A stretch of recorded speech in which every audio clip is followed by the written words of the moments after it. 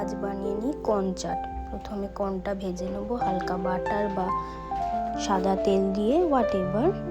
বাড়িতে অবশ্যই ট্রাই করো। ভিডিওটি ভালো লাগলে লাইক করতে ভুলবেন না, শেয়ার তো অবশ্যই করবেন, আর বলবে আমার ভিডিওগুলি কেমন লাগে। তারপর কর্নগুলো একটা বাটিতে নিয়ে নেব, তারপর দিয়ে দেব শসা, তারপর দিয়ে দেবো পেঁয়াজ, দিয়ে দেবো টমেটো কুচো আর লঙ্কা কুচো, ঝাল নিজেদের পরিমাণ মতো, আর দিয়ে দেবো ধনেপাতা কুচো, আর দিয়ে দেবো গোলমরিচ গুঁড়ো, সামান্য নুন, আর লাস্টে দিয়ে দেবো লেবু রস। বলো তো কেমন হয়েছিল খেতে? গরমকালে টক খেতে কার ভালো লাগে, আবার চাট, তাই না?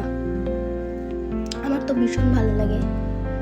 কি বলে ওটাকে, খেতে, এই ধরনের চাট খেতে কার কার ভালো লাগে কমেন্টে বলে যাবে কিন্তু। টাটা সবাইকে, গুড নাইট।